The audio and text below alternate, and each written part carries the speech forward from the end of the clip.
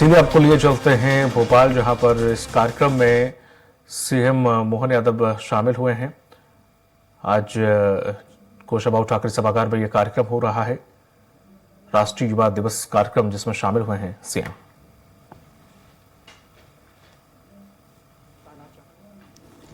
सबसे पहले उन्होंने ये कहा कि संभव की सीमा जानने के लिए, खासकर जो खिलाड़ी हैं, जो आप बहुत कॉम्पिटिटिव स्पोर्ट्स में हैं और आपको हमेशा आगे बढ़ना होता है, तो संभव की सीमा जानने का एक ही तरीका है, असंभव से भी आगे निकल जाना। जब हम सोच लेते हैं मन में कि असंभव है, तो एक संकुचित दायरा और सीमा अपने मन में बन जाती है, हम उसके आगे सोच नहीं पाते हैं। लेकिन जहां अपने सोच को बदल डाला तो हर चीज बदल जाती है। और दूसरा एक वाक्य है स्वामी विवेकानंद जी का, हम वो हैं जो हमें हमारी सोच बनाती है। इसलिए इस बात का ध्यान रखिए कि हम क्या सोचते हैं। तो आज जरूर आप इन दो वाक्यों पे विशेष रूप से विचार कीजिए।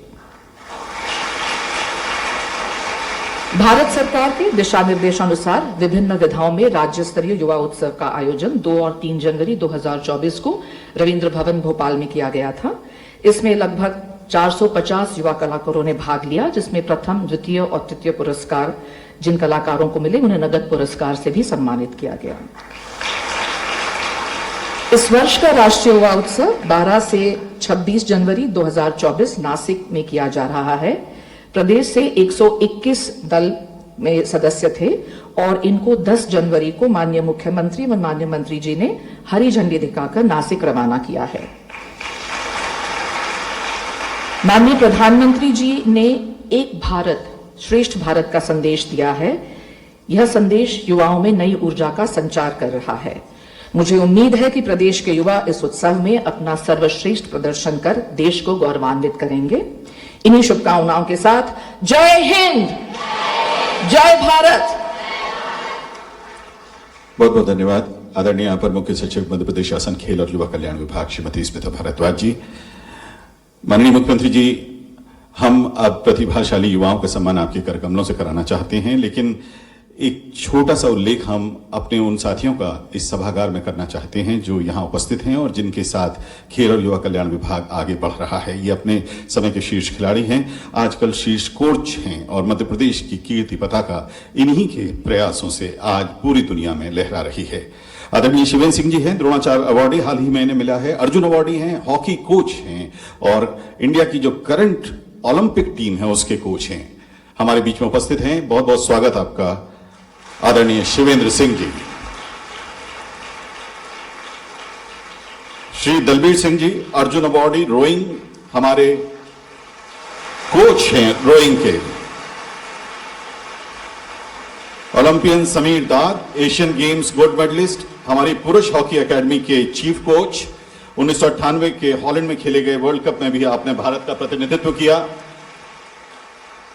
कैप्टन भागीरथ, घोड़सवारी के एशियन गेम्स के मेडलिस्ट, इनके सिखाए बच्चे एशियन गेम्स में इस साल जा रहे हैं।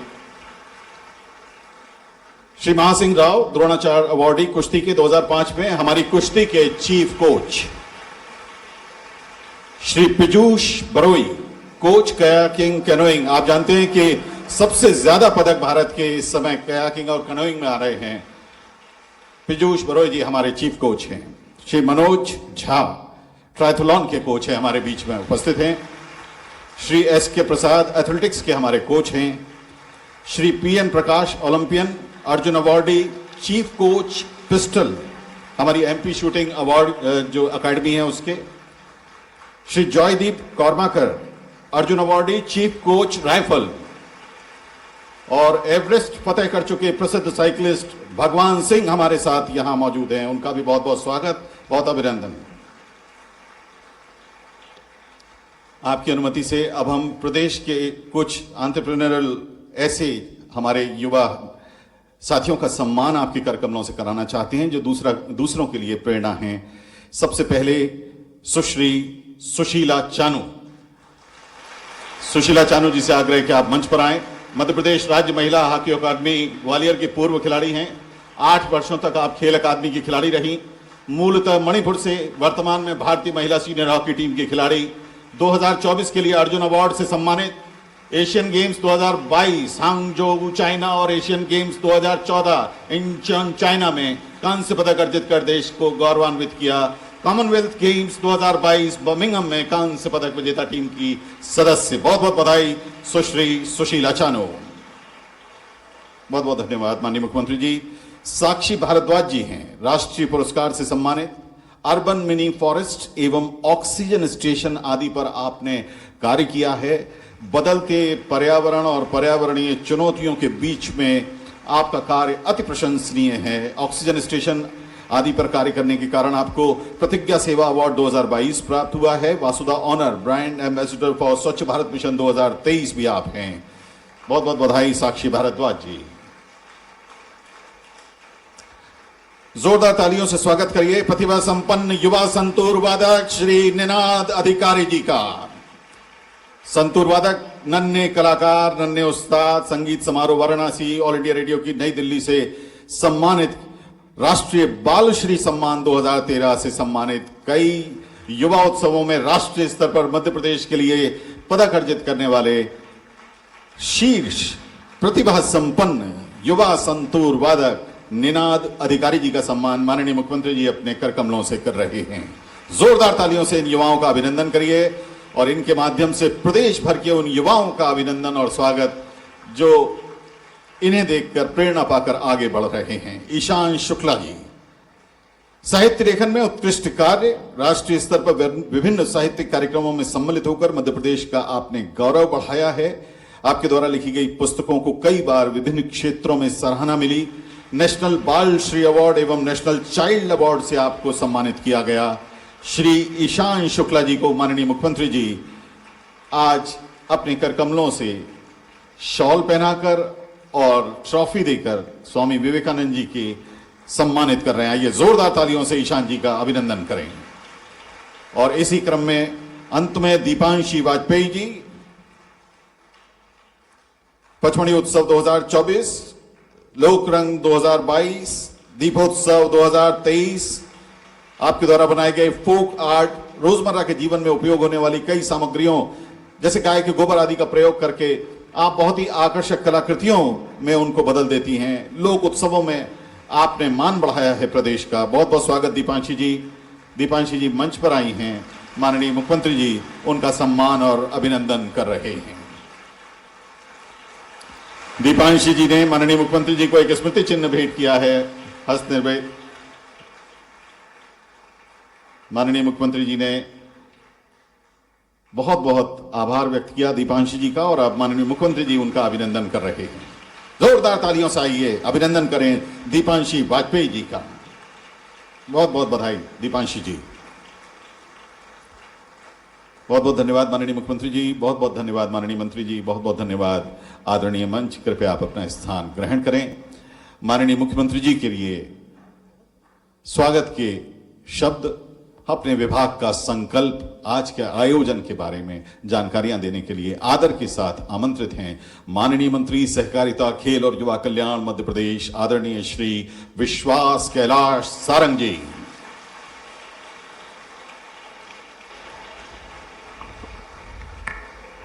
बोलिए भारत माता की, भारत माता की, भारत माता की। आज के इस कार्यक्रम में हमारे बीच में उपस्थित मध्य प्रदेश सरकार के माननीय मुख्यमंत्री डॉक्टर मोहन यादव जी, मध्य प्रदेश ओलंपिक संघ के अध्यक्ष आदरणीय रमेश मेंदोला जी, सेक्रेटरी आदरणीय दिग्विजय सिंह जी, आदरणीय सीएस स्मिता भारद्वाज जी, आदरणीय रवि गुप्ता जी, आदरणीय यादव जी,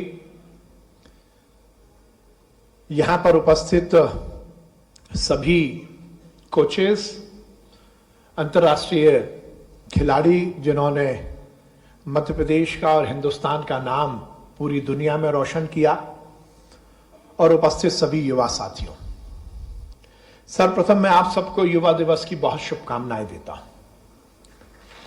यह हम सबके लिए सौभाग्य की बात है कि हम उस देश में जन्मे जिस देश में अनेक महापुरुषों ने, संतों ने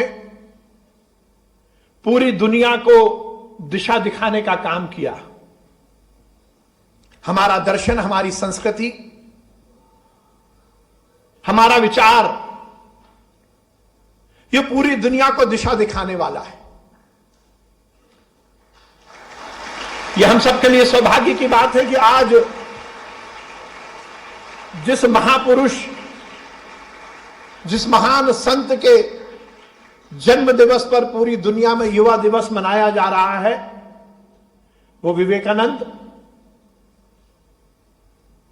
पूरी दुनिया में हिंदुस्तान के दर्शन को दिखाने वाले वो अग्रसर थे, जिन्होंने उस समय पर जो हिंदुस्तान को लेकर गलत फहमियां थी उसको पूरी तरह दूर किया था।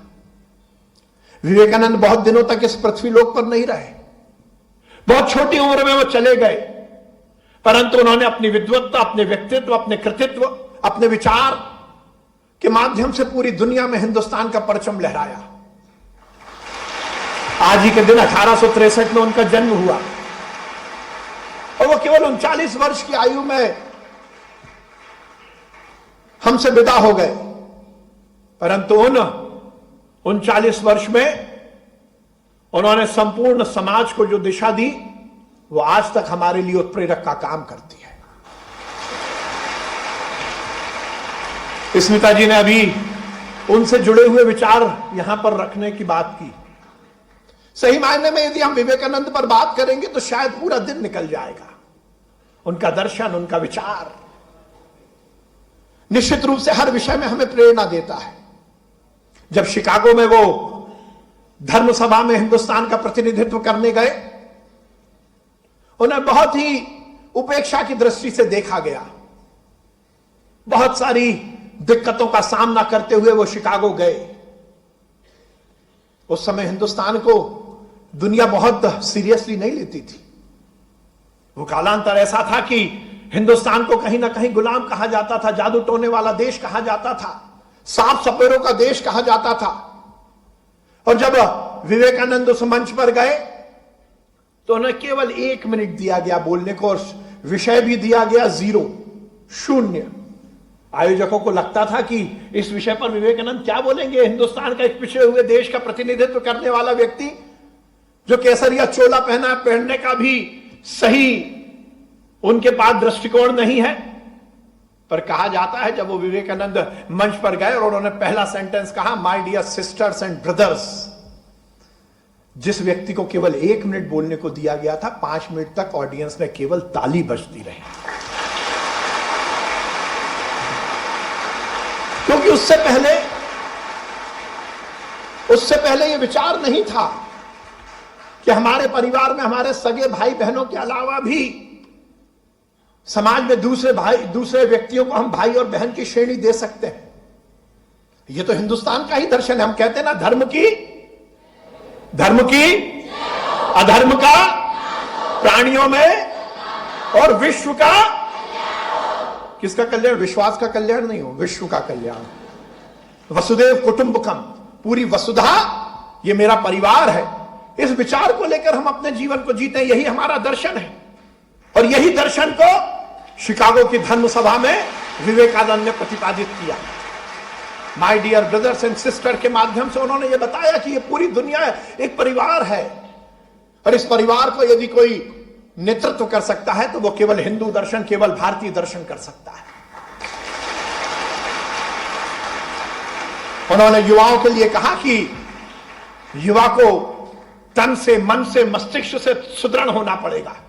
उन्होंने सपना देखा कि हिंदुस्तान 21वीं सदी में इस विश्व का सबसे शक्तिशाली राष्ट्र बनेगा।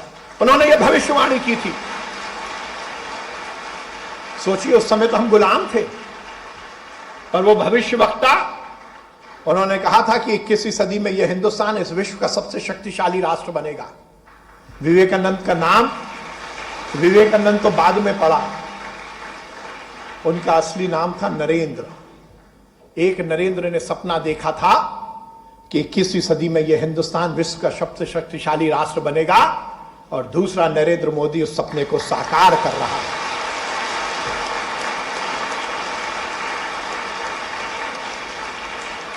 एक नरेंद्र ने यदि दिशा दिखाई थी तो इस दिशा पर चलते हुए दूसरा नरेंद्र पूरी विश्व में हिंदुस्तान का परचम लहरा रहा है। माननीय मुख्यमंत्री जी के उद्बोधन के बाद और सांस्कृतिक कार्यक्रम के बाद हम नासिक में माननीय प्रधानमंत्री जी का जो कार्यक्रम है उससे जुड़ेंगे। माननीय प्रधानमंत्री जी ने कहा कि यदि इस देश को बड़ा देश बनाना है तो युवाओं को सही दिशा देनी होगी, युवाओं के कल्याण के लिए हमें बात करनी होगी, युवाओं को मुख्य धारा से जोड़ने के लिए हमें काम करना होगा। और इसीलिए आप देख रहे हैं कि खेल का मामला हो या युवाओं के बाकी किसी विषय में है, माननीय नरेंद्र मोदी जी ने अलग दृष्टिकोण रखते हुए इस देश की सरकार के माध्यम से युवाओं का कल्याण किया है। इस देश का युवा सकारात्मक सोच के साथ इस देश के नवनिर्माण में लगे। इस देश का युवा अपने भविष्य के निर्धारण के साथ साथ इस समाज, इस राष्ट्र का पुनर्निर्माण करे। यह देश समृद्धशाली, वैभवशाली हिंदुस्तान बने, उसके लिए जरूरी है कि इस देश के युवा को जगना होगा। आज हम सब हमारे माननीय मुख्यमंत्री जी के नेतृत्व में मध्य प्रदेश में युवा उत्सव के इस कार्यक्रम के माध्यम से इस बात का संकल्प ले रहे हैं कि हम मध्य प्रदेश को स्वर्णिम मध्य प्रदेश बनाएंगे, एक ऐसा मध्य प्रदेश जो विकसित होगा और केवल विकसित मध्य प्रदेश ही नहीं होगा, विकसित राष्ट्र बनाने के महायज्ञ में हम अपनी सकारात्मक आहुति भी देंगे। युवा साथियों, मैं तुम्हें आह्वान करता हूं, आज विवेकानंद के जन्म दिवस पर यदि हम सही मायने में विवेकानंद जी की जयंती मनाना चाहते हैं। और चलिए सीधे भोपाल आपको ले चलते हैं, जहां राष्ट्रीय युवा दिवस का कार्यक्रम और सीएम डॉक्टर मोहन यादव संबोधित कर रहे हैं। पुत्र, आदर्श पति, आदर्श भाई, आदर्श शासक, जितने भी प्रकार के भगवान के आप रूप देखोगे वो सब अलग अलग प्रकार से। और प्रेम कैसा करते हैं? आदिवासी, वनवासी, यहां तक कि भगवान हनुमान जी क्या है, भगवान हनुमान जी सहित सारे प्राणी मात्र से प्रेम करने वाला अगर कोई शासक हुआ है तो उसका नाम है भगवान श्री राम, जिनको जीते जी अलग रूप में माना गया है। और ऐसे हमारे अपने गौरवशाली भारत के इतिहास के इस पल को हम सब आज स्वामी विवेकानंद जयंती के आधार पर चूंकि बात निकली है, माननीय खेल मंत्री जी ने कहा है कि हमारा वो समय, जिस समय पर वाकई में बहुत कठिन समय था, स्वामी विवेकानंद जब तक जाकर के शिकागो में विश्व धर्म सम्मेलन में अपनी बात नहीं रख रहे तब तक हमको दकियानुसी हे दृष्टि से नाना प्रकार से हिंदू को हिंदू कहने में भी अपमान महसूस होता था। ऐसे समय में जाकर के एक सन्यासी अपनी भगवा वेशभूषा में और अपना भातृत्व, जो अपना आप बताइए, हम भाइयों और बहनों तो सहज बोलते हैं, दुनिया को नहीं मालूम उसका हम क्या कर सकते। हमारे तो रिश्ते नाते के भी इतने प्रकार हैं। अंग्रेजी बहुत सीमित भाषा में बोलती है और अंकल आंटी से काम चला लेती है। हमारे रिश्तेदार मामा, चाचा, ताऊ, बुआ, भतीजे, अगर रिश्तेदारी गिनो तो कितने लंबे होते हैं। अब उनको नहीं मालूम तो हम क्या करें? जैसे दुनिया ने देखा नहीं तो हिंदू धर्म को आप जानते नहीं हो, उसका हम क्या करें? हम तो हिमालय की ऊंचाइयों से आगे इस धर्म की पताका फहराने वाले, उस गौरवशाली संस्कृति में जीने वाले लोग हैं। उस संस्कृति में अभी आपको आके देखने की आवश्यकता है और वो कदम कदम पे दिखाई देती है। स्वामी विवेकानंद के रूप में दिखाई देती है, नरेंद्र मोदी जी के रूप में दिखाई देती है, जिन्होंने कोविड के कठिन काल के अंदर न केवल अपने यहाँ दवाई अपने भाई बहनों के लिए दी है, बल्कि दुनिया के कई देशों में अपनी दवाई दे करके जो सर्वे भवन्तु सुखिनः का जो संदेश दिया है, वाकई वो अद्भुत है। और इस अवसर पर दुनिया का सबसे बड़ा लोकतंत्र भारत और भारत के अंदर दुनिया के सबसे बड़े लोकतंत्र के नायक यशस्वी प्रधानमंत्री नरेंद्र मोदी जी, जो हमारे बीच स्वयं वर्चुअल रूप से उपस्थित होंगे, जीवन के प्रत्येक क्षण में प्रत्येक काम को, जिस काम को लगाते हाथ वो अपने आप लगता है कि कहां से कहां पहुंच जाता है। हमको मालूम है, अभी लक्षद्वीप में गए थे, समुद्र के अंदर टूरिज्म का एक नया स्थान, तो मालूम पड़ा मालदीव जैसे देश के 8,500 फ्लाइट कैंसिल हो गई, उनके सारी बुकिंग कैंसिल होकर के अपने देश में टूरिज्म का नया रास्ता खुल पड़ा, बिना बोले, बिना कोई शिकायत किए। इस सारी बातों का लेकर के वर्तमान का दौर हमारे लिए अगर आइकॉन के रूप में देखे, आदर्श व्यक्तित्व के रूप में देखे, तो हमारे नरेंद्र मोदी जी का वाकई में, और नरेंद्र मोदी जी ने कितने प्रकार से, कैसे लोग चाहिए, ऐसे ही तो लोग चाहिए। जब गगनयान पे कोई कष्ट होता है, वैज्ञानिक निराश होते हैं, तो तो हमारे नरेंद्र मोदी जी वहां जाकर के पीठ थपथपाते और हिम्मत दिलाते, कोई बात नहीं, आगे प्रयास करो। तभी तो सूर्य के बजाय चंद्रमा के बाद हम आगे सूर्य तक भी पहुंच रहे हैं, आदित्य तक हमारा यान पहुंचा है। हमारे जीवन के सब क्षेत्रों से, रक्षा से, सुरक्षा से, जिस जिस जीवन के सारे क्षेत्रों में सरकार का दखल हो सकता है, वहां आदर्श स्थिति उत्पन्न करने के लिए यशस्वी प्रधानमंत्री हर जगह दिखाई देते हैं। और मैं उम्मीद करता हूं कि वर्तमान के दौर में खेलों को लेकर के जिस प्रकार से ओलंपिक और एशियाड में आप सबके माध्यम से हमारा प्रदेश भी आगे बढ़ रहा है और देश भी आगे बढ़ रहा है, ये लगातार आगे बढ़ता जाए। ये खिलाड़ियों के लिए जिस प्रकार से जो प्रबंधन हमारे अपने मंत्रालय ने किए हैं, निश्चित रूप से मैं आश्वस्त करना चाहूंगा, कोई बाल बराबर भी कमी आपके लिए नहीं रखी जाएगी। किसी भी प्रकार की कोई आवश्यकता हो, कोई भी प्रकार का आपका खेलकूद विभाग के माध्यम से प्रस्ताव आएगा, अक्षर से उसको मानेंगे और आपके माध्यम से मान के चलेंगे। ना केवल मध्य प्रदेश सबसे आगे जाएगा, बल्कि भारत को और आगे आप ले जाएंगे। मेरी अपनी ओर से पूरे आयोजन की बधाई।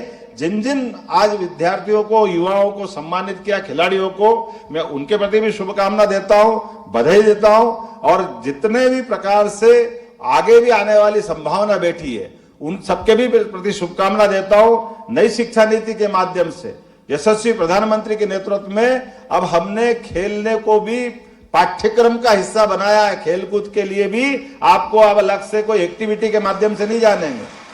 और उसी प्रकार से खिलाड़ियों के जो प्रशिक्षक है, वो सारे के सारे प्रशिक्षक सामान्य शिक्षक की तरह ही उनके प्रमोशन भी होंगे, उनका मान सम्मान भी उस रूप में जाना जाएगा। जो आमतौर पर उससे वो वंचित थे, वो उसके बराबर माने जाएंगे। मेरी अपनी ओर से एक बार फिर आप सबको बधाई, बहुत बहुत धन्यवाद। भारत माता की जय।